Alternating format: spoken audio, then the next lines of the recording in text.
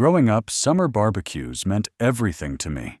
The smell of charcoal smoke mixing with fresh-cut grass, the sound of my little sister's laughter as she chased fireflies, the way my dad would flip burgers with that ancient spatula he refused to replace. It was home. It was family. It was belonging.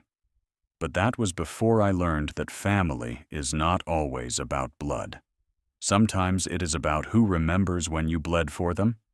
It started with a text message on a Wednesday afternoon that changed everything.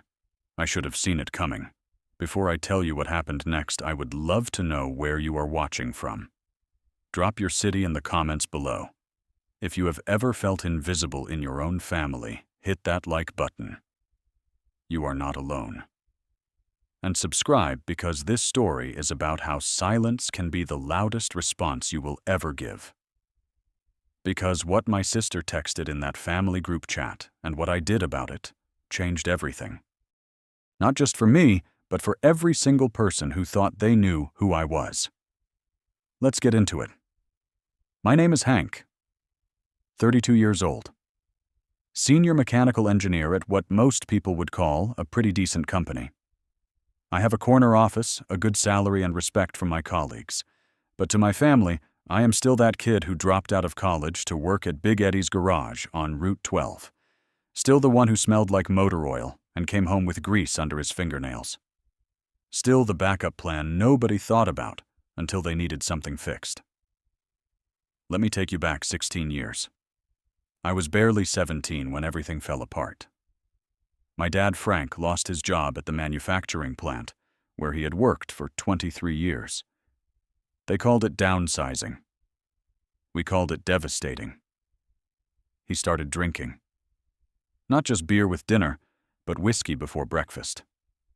My mom, Patricia, picked up part-time hours at the grocery store, but it was not enough. Not nearly enough. My younger sister, Jenna, was 14. My younger brother, Kyle, was 12. And I had just gotten accepted to State University on a full academic scholarship. Engineering program. Full ride. My ticket out? I never used that ticket. Instead, I walked into Big Eddie's garage and asked for a job. Eddie looked at my skinny frame and laughed, but he hired me anyway. 60 hours a week. Sometimes 70. I would leave the house at 6 in the morning and come home at midnight covered in oil and exhaustion. The smell never really washed out, no matter how hard I scrubbed. It got into my pores, my hair, my clothes. I stopped going to my high school graduation because I had a double shift. I never went to prom. Never went to football games or parties. I just worked. For 15 years, I was the foundation, the silent one who paid the rent when Dad could not, who bought groceries when Mom's paycheck ran short, who made sure Jenna had a prom dress and Kyle had new shoes for basketball tryouts. I paid for Jenna's community college classes because Dad was too drunk to fill out financial aid forms. I covered Kyle's car insurance when he wrecked his first vehicle. I was the backbone, and nobody noticed because backbones are not supposed to be seen. They just hold everything up. Things changed for them eventually. Jenna graduated, got a job at a corporate law firm, and met Diane. Diane was a senior partner, sharp as a knife, and twice as cutting. They got married 2 years ago in a ceremony that cost more than I made in 6 months. Now they live in a $500,000 house with a 3-car garage. Kyle married Amanda, a marketing executive with perfect teeth and a BMW. They bought a house in the suburbs with a pool. My parents retired and now live off Social Security and generous monthly checks from Jenna and Kyle. And me, I still live in a 1-bedroom apartment. Still drive my old Ford F-150. Still wear jeans and flannel shirts because they are comfortable. They stopped asking about my life years ago. I became the relative you invite out of obligation, not desire. Wednesday afternoon, 3 o'clock sharp. I was in a meeting when my phone buzzed. I glanced down and saw the notification from our family group chat. Someone had named it Henderson Family Squad years ago, which felt ironic now. I opened it during a bathroom break. Jenna had posted, "Hey everyone, barbecue this Saturday at our new place, 2 p.m. Diane's parents are flying in from Boston. Cannot wait to see you all. The responses came fast. Mom, cannot wait, sweetie. Dad, your mother is making her potato salad. Kyle, Amanda, and I will bring wine. What should we get? Jenna, anything but cheap stuff, lol. Diane's dad is a sommelier. Kyle, got it. I typed my response at 3:20. Sounds great. I will bring my coleslaw, the recipe you used to love Jenna. I hit send and waited. The little check marks showed everyone had read it. 5 minutes passed, then 10. The chat stayed silent. I went back to my meeting, but something felt wrong in my chest. At 3:55, a private message popped up from Jenna. My stomach dropped before I even opened it. Hey Hank, so this is awkward. But Diane asked me to mention something. Her parents are really particular about presentation. And with her dad's allergies and stuff, she is worried about certain smells, like industrial smells. I know you shower and everything, but she says it is like in your pores. From all those years at the garage. I am so sorry. Maybe sit this one out. I read it 3 times. In your pores. I thought about every family event for the past 8 years. How I would shower twice before going. How I would scrub my skin until it turned red. How I would wear freshly laundered clothes and expensive cologne. How I made sure my hands were clean, my nails trimmed, my hair neat. I smelled like lavender soap and laundry detergent at family gatherings. I always made sure, I typed back. Jenna, I shower. I wear clean clothes to family events. I have not worked in a garage in 8 years. I sent it and waited. 3 dots appeared, then disappeared. Appeared again. Disappeared. Finally, her response came. I know. But Diane is really stressed about this weekend. Please do not make it harder. For me, at 4 o'clock, Jenna posted in the group chat. Update small change. This weekend is going to be adults only. Immediate family and Diane's parents. Keeping it intimate. Hank will not be able to make it. Within seconds, Mom had liked the message. Then Dad. Kyle commented, probably for the best, more room for the rest of us, LOL. Amanda added, cannot wait. Should I bring my charcuterie board? I stared at my phone screen, probably for the best. More room for the rest of us. My parents had liked it. Not one person asked why. Not one person defended me. My phone rang. Kyle was calling. I answered. Hey man, do not take it personally, all right? He said. How exactly should I take it? Kyle. Look, Diane is just high maintenance. You know how she is. And Mom and Dad are trying to make a good impression on her parents. They are loaded. Like seriously loaded. And I am what? An embarrassment. Do not be dramatic. It is just one barbecue. What about the 15 years I worked 60-hour weeks to keep food on our table? What about when I paid for your community college classes because Dad was too drunk to fill out financial aid forms? That was forever ago, Hank. People move on. You are stuck in the past. Maybe that is the real problem. The line went dead. He had hung up on me. I sat in my office in complete silence. The city stretched out below my window, thousands of lights beginning to flicker on as evening approached. I looked at my phone, opened the group chat, typed one word, understood. I sent it. Then I turned off my notifications and sat there in the growing darkness. For the first time in 15 years, I felt completely alone. That evening, I drove home in silence. No radio, no podcasts, just the sound of my truck's engine and my own thoughts circling like vultures. My apartment was dark when I arrived. I did not turn on the lights. I just sat by the window and watched other families through their lit windows across the street. Dinner tables, laughter, belonging. I remembered being 16, finishing a shift at Eddie's garage at 11 at night. My hands were raw from working on transmissions all day. I would drive home exhausted and find Jenna and Kyle already asleep. I would leave a sandwich in the refrigerator for their breakfast the next morning. Then I would eat instant ramen sleep for 3 hours and wake up at 6 to do it all over again. I did that for 3 solid years. My back still hurt from those years. My hands still had scars. I remembered Jenna's high school graduation. I had paid for her cap and gown because Mom could not afford it. Jenna had cried and hugged me tight. "I will never forget this," she had whispered. Never. But she did forget. They all did. Memory is selective when it is convenient. I stood up and walked to my closet. In the back behind my winter coats was a cardboard box. I pulled it out and sat on my bed, opening it slowly. Inside were documents I had never shown anyone. Documents that told a very different story than the one my family believed.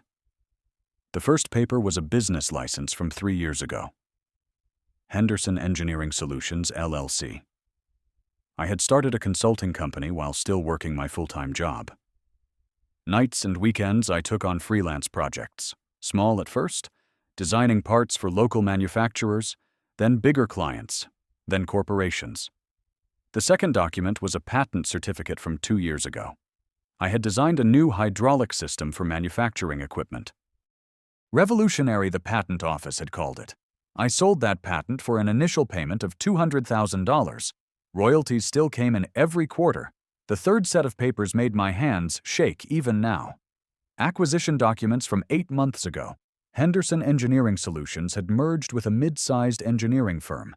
The combined company was valued at $18 million. As majority stakeholder and chief executive officer, my personal net worth was $12.3 million. I had never told my family. Not once. I wanted them to love me for who I was, not what I had. When Kyle got his promotion to senior account manager, the whole family threw a party. When Jenna made partner at her firm, Dad actually cried with pride. When I got promoted to senior engineer at my company, Mom had said, "That is nice, honey," and asked me to pass the salt. So I made a decision. I would keep my success private. I would wait and see if they treated me better, without knowing about the money. I got my answer. The irony was not lost on me. I still drove my old truck because it was reliable, and I liked it. I still lived in my small apartment because it was enough space for me. I still wore jeans and flannel because they were comfortable. I did not need a mansion or a luxury car to prove anything. Or so I had thought. Thursday morning, I woke to my phone buzzing with group chat notifications. I had turned them back on out of morbid curiosity. The chat had exploded with barbecue planning.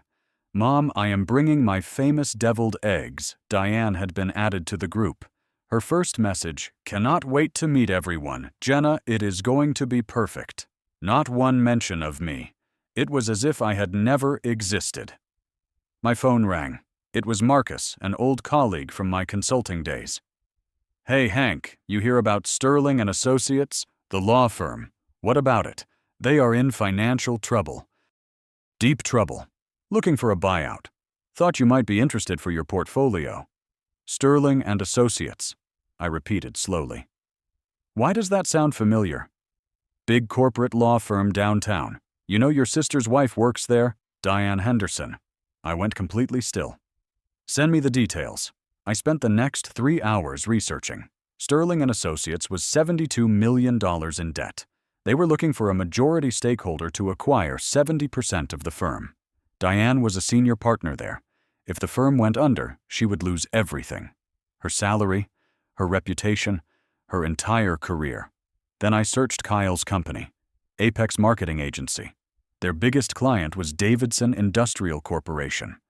That contract was worth $1.2 million annually, 35% of Apex's total revenue. Without it, they would have to lay off half their staff. Kyle and Amanda would both be at risk. Finally, I searched Davidson Industrial Corporation. They were one of Henderson Engineering Solutions' newest clients. We were in active contract negotiations with them.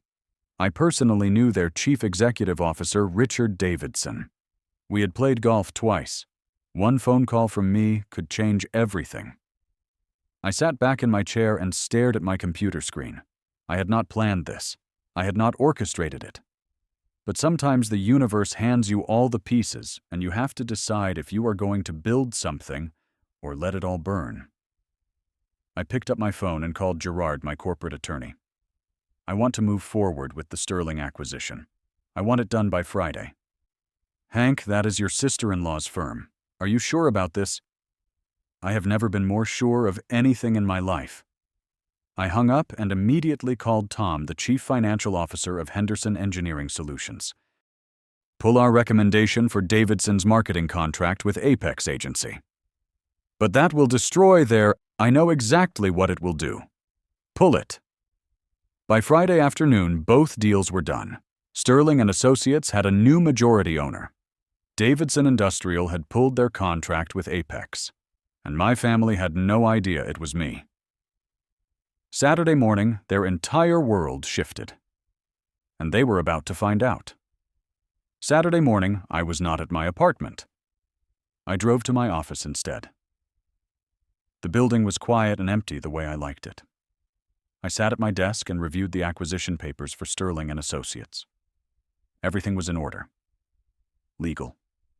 Binding. Irreversible. My phone rang constantly with unknown numbers. I knew it was people from Diane's firm trying to reach the mysterious new owner. I did not answer. Let them wonder. Sunday morning at 7:30, I was home making coffee when my doorbell rang. That was unusual. Nobody visited me this early. I opened the door and found Kyle and Amanda standing there. Kyle looked terrible. Unshaven, disheveled eyes, red and swollen. Amanda was clutching her laptop, her mascara smudged like she had been crying. "Hank, thank God you are home," Amanda said. "It is 7:30 in the morning. What is going on?" "We need your help," Kyle said, his voice shaking. "Like, seriously need it. Come in." They walked into my apartment, and I noticed them looking around. My furniture was nicer than they remembered. The espresso machine on my counter cost $2,000. The art on my walls were original pieces, not prints. Amanda's eyes lingered on a sculpture in the corner, clearly expensive, but she said nothing. Kyle collapsed onto my couch. Our biggest client pulled their contract Friday afternoon. No warning, no explanation. Davidson Industrial Corporation, $1.2 million a year. Our boss is freaking out. He is talking about laying off half the team. Amanda and I might both lose our jobs. Amanda's voice cracked. "We have a mortgage, Hank. We just bought the house 6 months ago. If we both lose our jobs, we will lose everything." Kyle looked at me with desperate eyes. "I know we were not great about the barbecue thing. But we are family, right? You have been doing this engineering stuff for years. You must know people in the industry. Can you help us? Please." I poured coffee and handed them each a cup. "What exactly do you think I can do?" "I do not know. Make some calls. You must know somebody who knows somebody. Anything. We are desperate. I might know someone. Would you?" Amanda leaned forward. "For us? Let me think about it." The doorbell rang again. It was exactly 8 o'clock. I excused myself and opened the door. Diane stood there, and I barely recognized her. Her hair was a mess, no makeup. She wore yoga pants and an oversized sweatshirt. Her eyes were wild, panicked, rimmed with red. "Hank, I need to talk to you. Now." She pushed past me into the apartment, then stopped when she saw Kyle and Amanda. "What are you two doing here?" "What are you doing here?" Kyle shot back. "What is going on?" Amanda stood up. Diane was breathing hard, clutching her phone like a lifeline. "Someone bought my firm's 70% acquisition. We got notice Friday at 4 p.m. The new owner takes over Monday morning at 9 a.m. I have to report to a new chief executive officer I have never met. My partnership, my salary, my entire career is at risk." Her voice was rising. "I have been calling everyone. Nobody knows who the buyer is. It is some company called Henderson Engineering Solutions." She whirled around to face me. "You are in engineering. Have you heard of them?" I sipped my coffee slowly. "I have heard of them." "Do you know anyone there? Can you get me a contact? I need to talk to someone before Monday morning. I need to know if I still have a job. I walked to my desk and picked up a folder. Turned around, handed it to Diane with steady hands. She opened it with shaking fingers. The first page read, Sterling and Associates acquisition complete. The second page, Henderson Engineering Solutions, LLC. The third page, Chief Executive Officer Hank Henderson. There was my professional headshot, the one I used for board meetings. Diane screamed, actually screamed. The folder fell from her hands and papers scattered across my floor. Kyle jumped up. What is it? Amanda grabbed the papers from the floor. She read them, her face going pale. She looked up at me slowly. You are the Chief Executive Officer. Kyle snatched the papers from her. His eyes scanned the text. Then he looked at me, and I watched understanding dawn on his face like a terrible sunrise. Henderson Engineering Solutions. You pulled our contract. You did this. What? Amanda grabbed his arm. What are you talking about? Kyle's voice was shaking with rage. He owns the company. He pulled Davidson's contract with Apex. He destroyed our jobs. Diane was still staring at me, her mouth open. This is about the barbecue. You are doing this because I did not invite you. Kyle took a step toward me. You are sabotaging our lives because of one stupid comment. Amanda's voice was high and panicked. We could lose everything. Our house, our cars, everything. All three of them were shouting at once, their voices overlapping into a cacophony of accusations and panic. I raised my hand. Stop. My voice was not loud, but something in it made them go silent. Sit down. Nobody moved. I said, sit down. They sat. I stood in front of them, coffee cup in hand, and spoke in a calm, measured tone. I built Henderson Engineering Solutions 3 years ago, started with nothing but a laptop and a dream. I worked nights and weekends while you all stopped calling, stopped asking how I was. I sold a patent for $200,000. Nobody in this family knew. Nobody asked. I merged with a larger firm last year. The company is worth $18 million. My personal net worth is $12.3 million. Diane's face had gone white. $12 million. The Sterling acquisition was planned 4 weeks ago. Your firm came to me looking for a buyout. I did not seek you out. The Davidson contract, they asked for marketing agency recommendations for a new campaign. I declined to recommend Apex. That is business. Kyle stood up. This is revenge. No, Kyle. Revenge would be destroying you completely. I am simply removing my support. For 15 years, I was the foundation of this family. I held everything up. I paid the bills. I made the sacrifices. Nobody noticed. So I stopped. And everything started to crack. That is not revenge. That is consequence. Amanda's voice was barely a whisper. Why did you not tell us about the money? I wanted to see if you would love me without it. I wanted to know if after everything I sacrificed you would choose me. I looked at Diane. You called me smelly. You said I would ruin your party. I looked at Kyle. You said it was for the best that I did not come. I looked at both of them. Mom and Dad liked those messages. You all chose. I just accepted your choice. My phone rang. The caller ID showed Jenna's name. I answered and put it on speaker. Jenna's voice came through hysterical with crying. Hank, Diane will not stop crying. She says you bought her company. Mom and Dad are freaking out. Everyone is calling me. What is happening? Ask Diane. Please, just tell me what is going on. Did you really think I would make your barbecue stink? Jenna. Silence on the other end. Then more crying. Did you defend me even once? Her sobs grew louder. I am sorry, I am so sorry. I know you are. But sorry does not change what you did. I needed you to choose me. You chose Diane's approval instead. I will make it up to you, I swear. Please, I know you mean that. But it is too late for that now. I hung up. I looked at the 3 people in my apartment. 3 people who had taken me for granted for so long, they forgot I was even there. Diane, I will see you Monday morning, 9 a.m. sharp. Do not be late. Kyle Amanda Apex Agency will survive or it will not. That is not my concern anymore. You can leave now. Diane stood up, tears streaming down her face. Hank, please. We can fix this. We can leave. They left.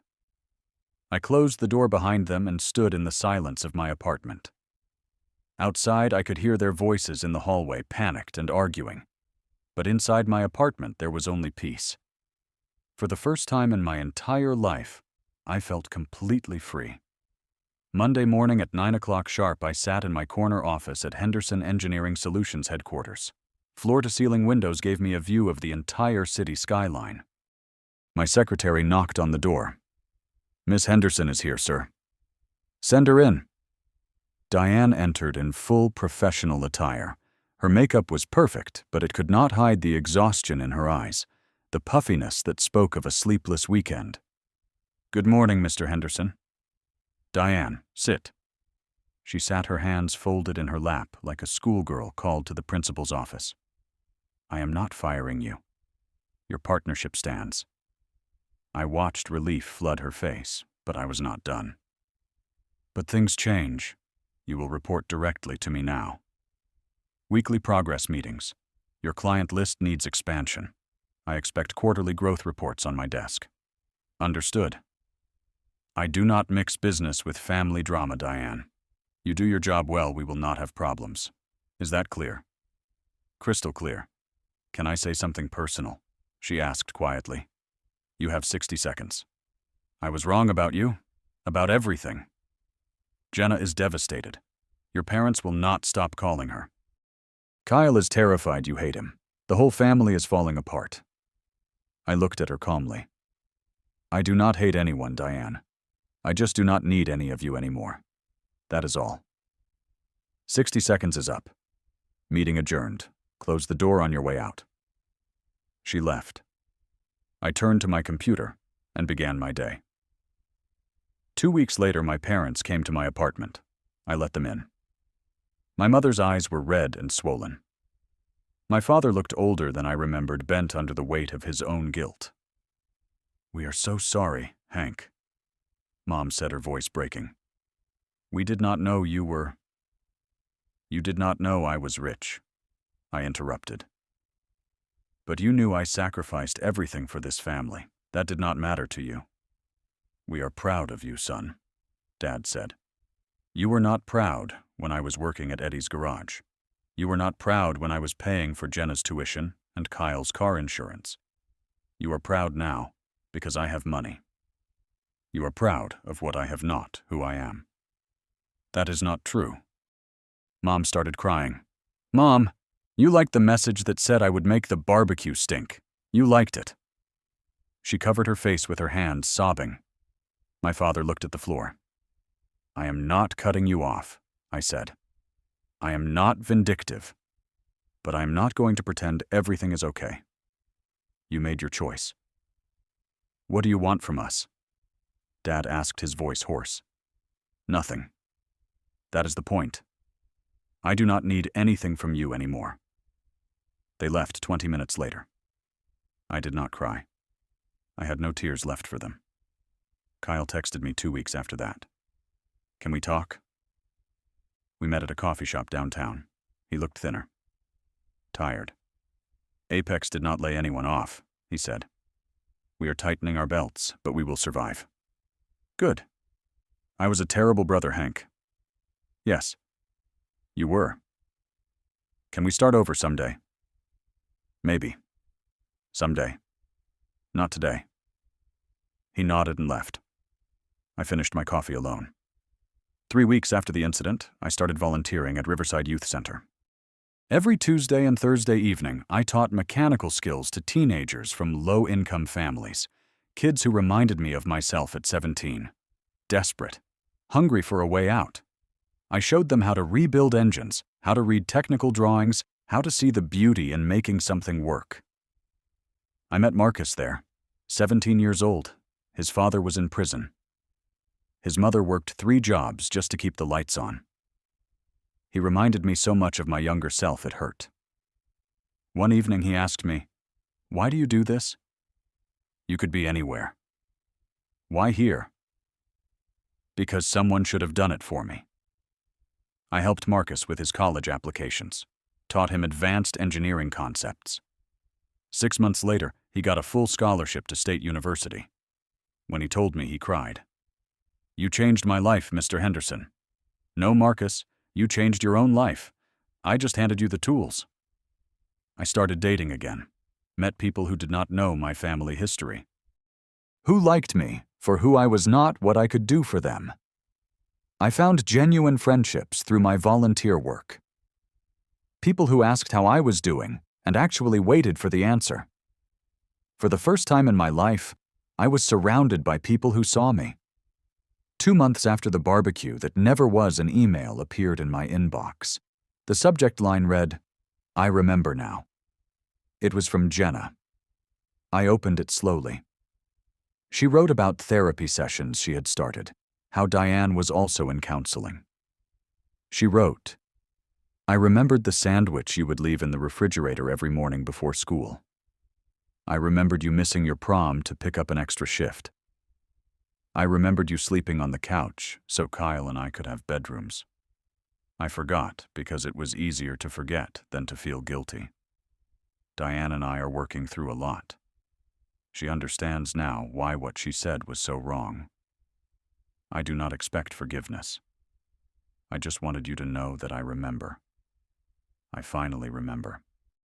Maybe someday we can talk. No pressure, just maybe." I stared at her email for 10 minutes. Finally, I typed 2 words. Maybe someday. I sent it. I meant it. Maybe someday. But not today. Not yet. 3 months after everything changed, I sat on my balcony on a Sunday evening. The sun was setting over the city, painting the sky in shades of orange and purple. I held a cup of coffee and listened to the peaceful silence. No angry phone calls, no demands, no guilt, just peace. I learned that blood does not guarantee loyalty. I spent 15 years believing that sacrifice would be remembered, that love would be reciprocated, that family was forever. But family is not about who shares your DNA. It is about who shows up, who remembers, who chooses you when it is not convenient. I learned that success is not about proving people wrong. It is about proving yourself right. I did not buy Diane's firm to hurt her. I bought it because it was a smart investment. I did not pull Kyle's contract to punish him. I pulled it because I had better options. The revenge was never the goal. Freedom was. I learned that the hardest climb is not from the bottom to the top. It is the realization that the people you carried up with you do not remember the weight of the load. And maybe the most important lesson is this: I learned to let go. Not with anger, not with bitterness, but with clarity. I do not need my parents' approval anymore. I do not need Jenna's gratitude. I do not need Kyle's respect.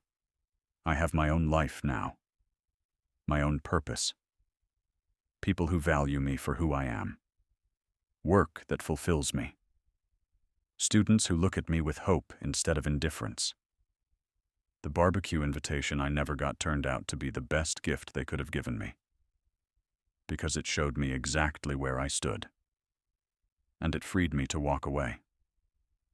I do not know if my family and I will ever be what we were. Probably not. Maybe that is okay. Because the truth is, we were never what I thought we were. I was just too busy holding everyone up to notice nobody was holding me. Now I am standing on my own. And I am not falling. Maybe that is not the happy ending people want to hear. But it is the honest one. And honest endings are the ones you can actually live with. I finished my coffee and smiled slightly. Tomorrow I would be teaching Marcus how to rebuild an engine. Tomorrow I would be living a life that was finally my own. And that was enough. More than enough. It was everything. Have you ever been the one everyone took for granted? The one who gave everything and got nothing back?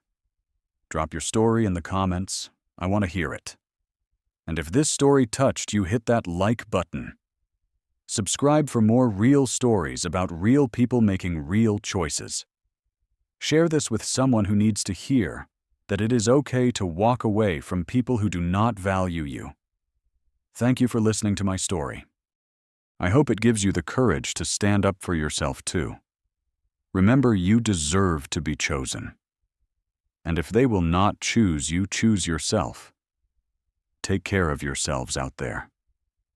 You are worth more than you know.